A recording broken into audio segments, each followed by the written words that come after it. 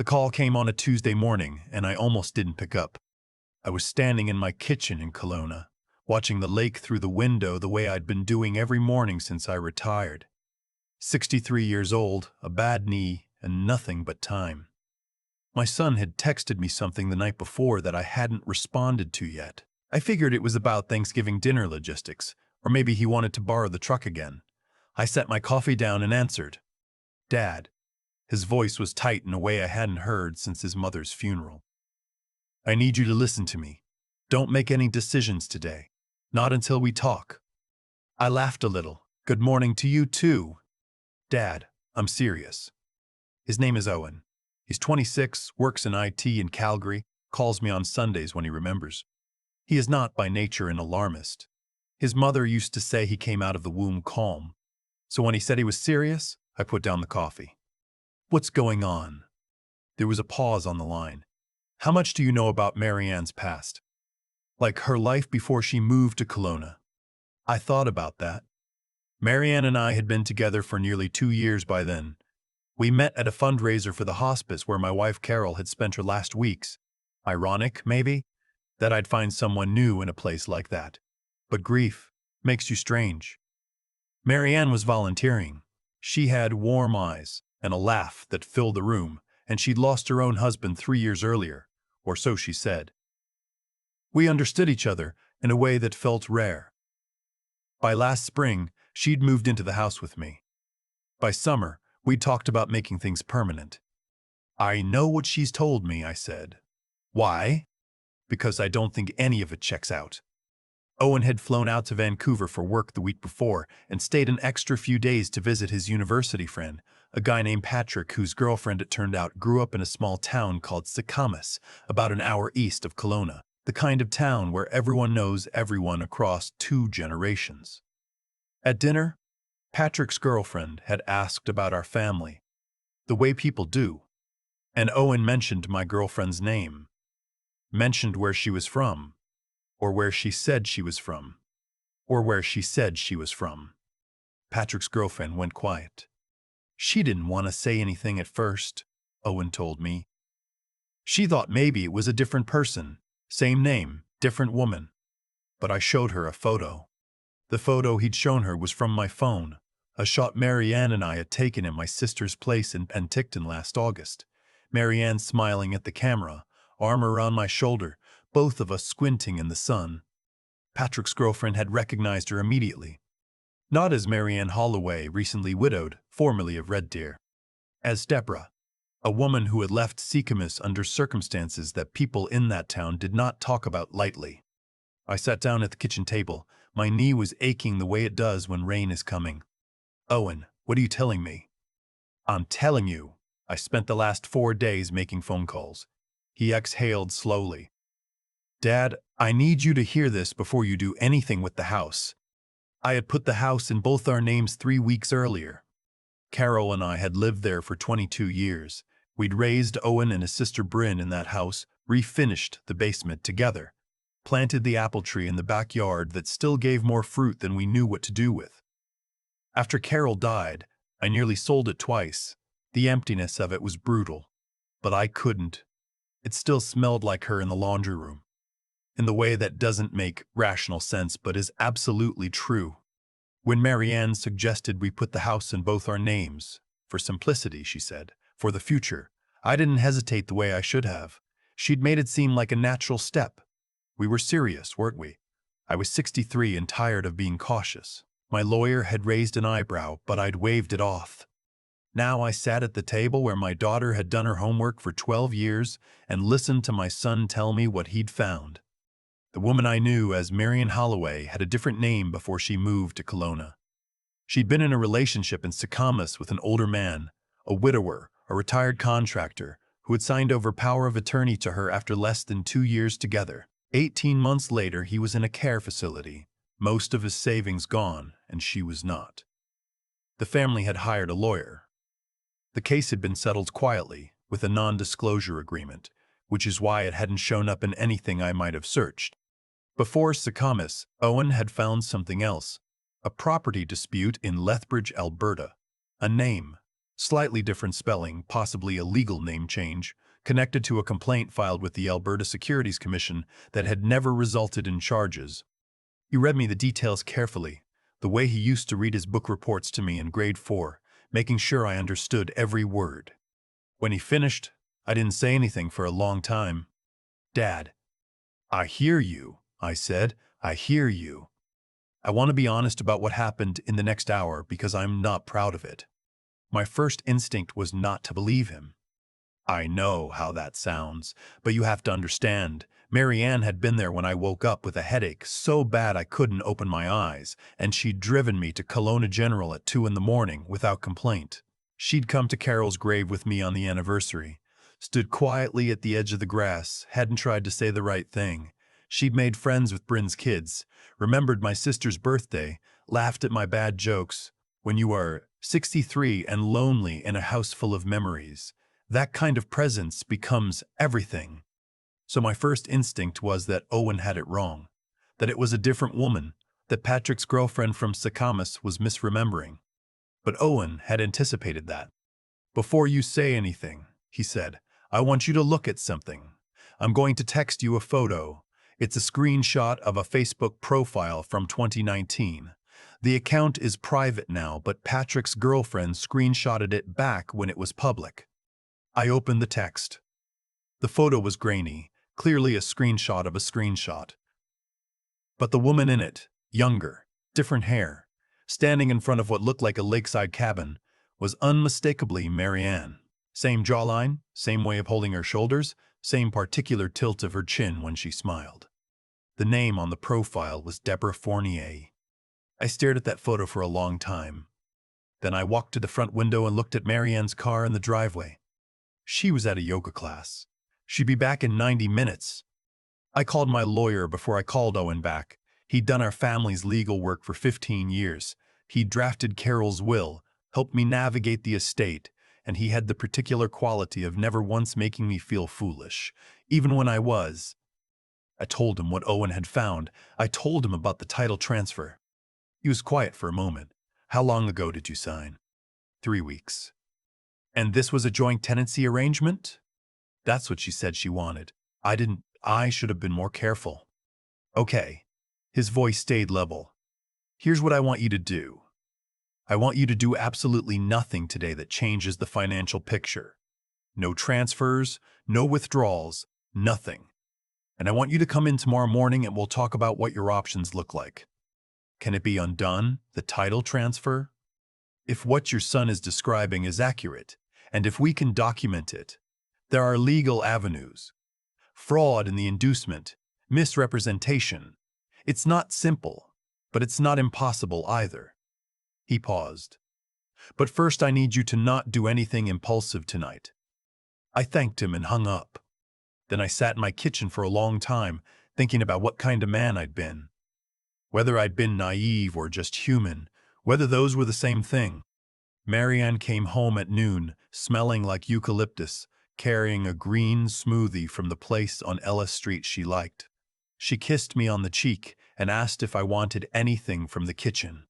I said no. I said I was fine. I watched her move through the house, my house, Carol's house, and I felt something I hadn't felt in a long time. Not anger. Something quieter than anger. A kind of sorrow for the version of myself that had believed so fully, that had wanted so badly to believe. Over dinner I asked her, casually, whether she'd grown up in Red Deer her whole life. She said yes. I asked if she'd ever lived near Salmon Arm or Sakamas. She said no, never. She didn't know that area well at all. She looked me directly in the eye when she said it. I nodded and passed her the salt. That night, after she went to bed, I sat at the desk in the small room I use as a home office, and I started writing things down. Every inconsistency I could remember. The time she'd been vague about her late husband's family. The way she always paid for things in cash when we were out of town. The fact that, in 2 years, I had never once met a friend of hers from before Kelowna. She'd always said she'd lost touch with people. That grief does that. I wrote it all down in a yellow legal pad the old-fashioned way. 3 pages. Then I called Owen. "I believe you," I said. "Tell me everything else you found."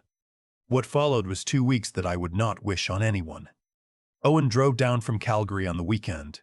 We sat at the kitchen table, the one that had been in this family for 20 years, and went through everything he'd compiled. He'd been thorough in the way his generation is thorough: online record searches, archived news articles from the Sacramento Eagle, a conversation with the retired contractor's daughter who had, after some coaxing, agreed to speak with Owen on the condition that her name stayed out of everything.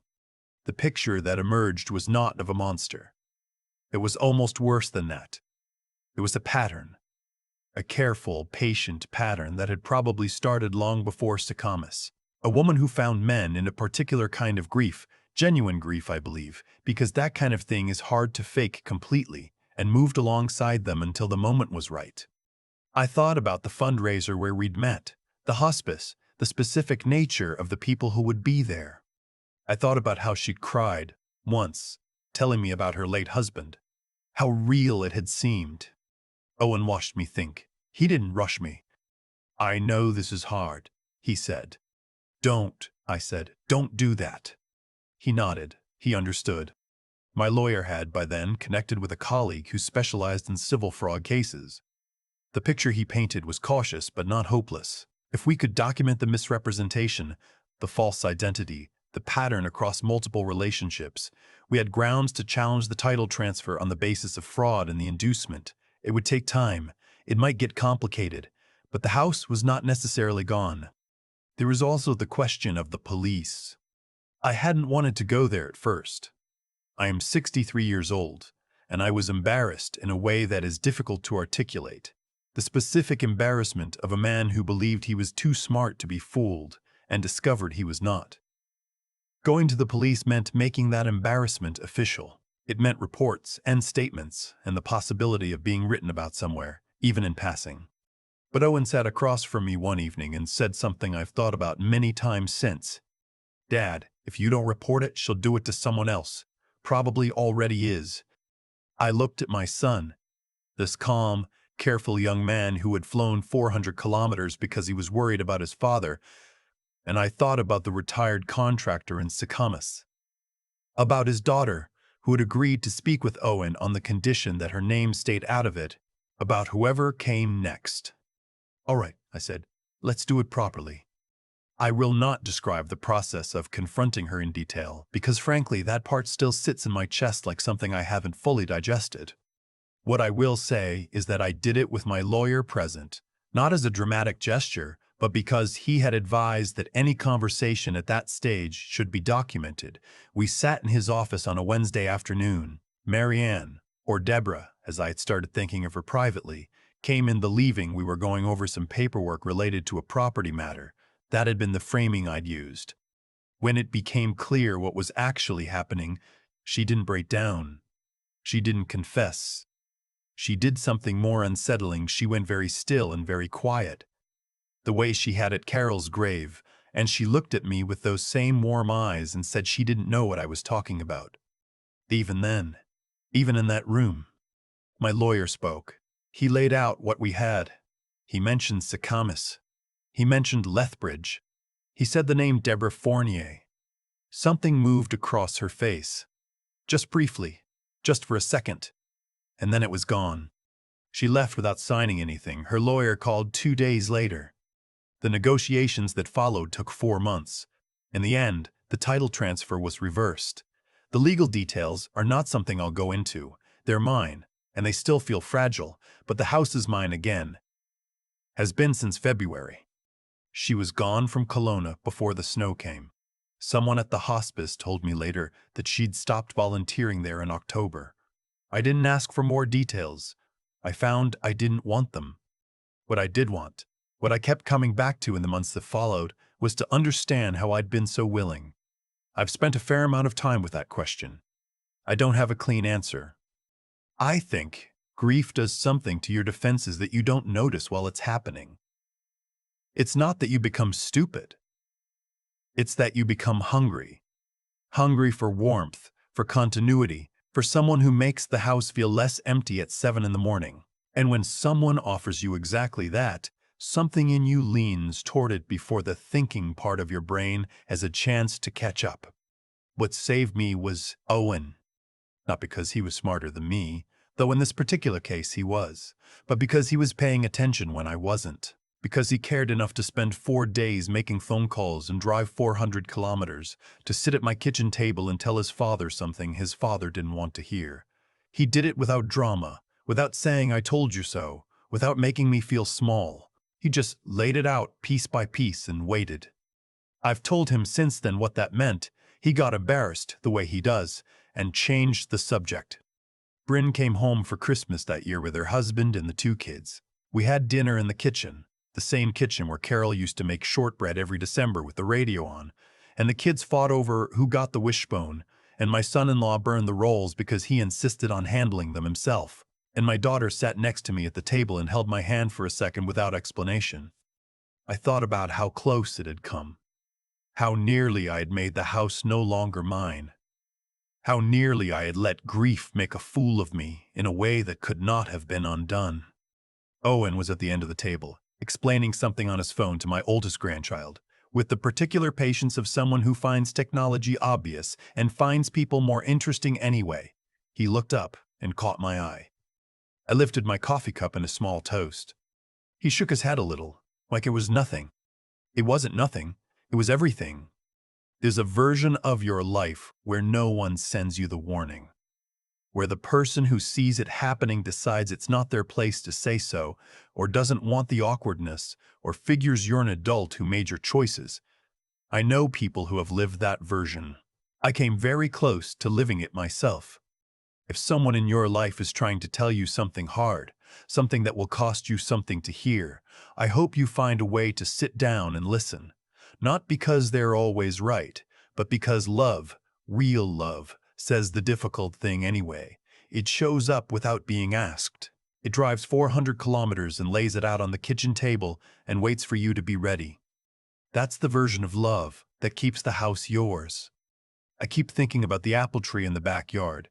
Carol and I planted it the second summer we lived in that house, when the kids were still small enough to think digging a hole was the greatest adventure imaginable. It's still there, still gives more fruit than I know what to do with every September. And some mornings I stand at the kitchen window with my coffee and look at it, and I think about how close I came to losing the ground it grows in. Not because I was foolish exactly, because I was human.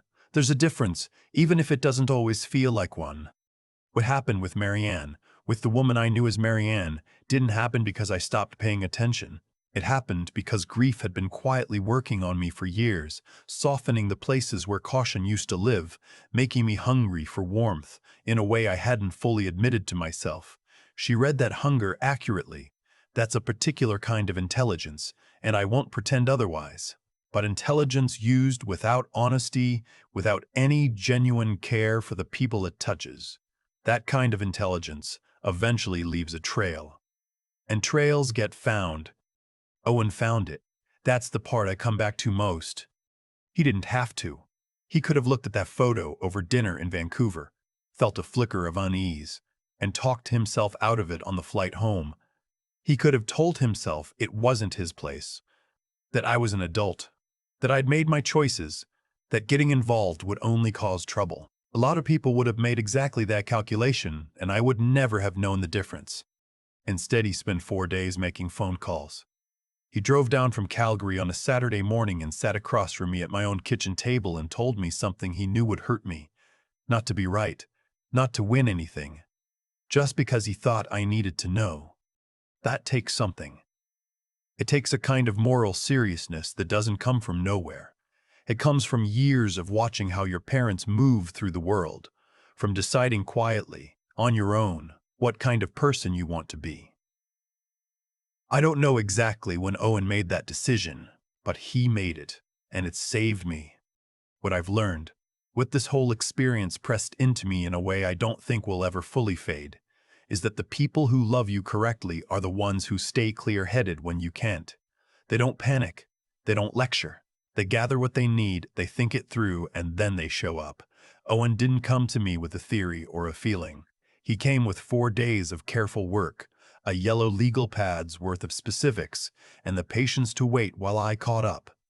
That combination of courage and clarity, of doing the hard thing and doing it well, I've been turning it over in my mind ever since. It's what I hope I gave him somewhere along the way. It's what I know I want to carry forward in whatever years I have left. The house is still mine. The apple tree is still there. And my son, who drove 400 kilometers because he was paying attention when I wasn't. He's the reason both of those things are true. I don't take that lightly, not for a single morning.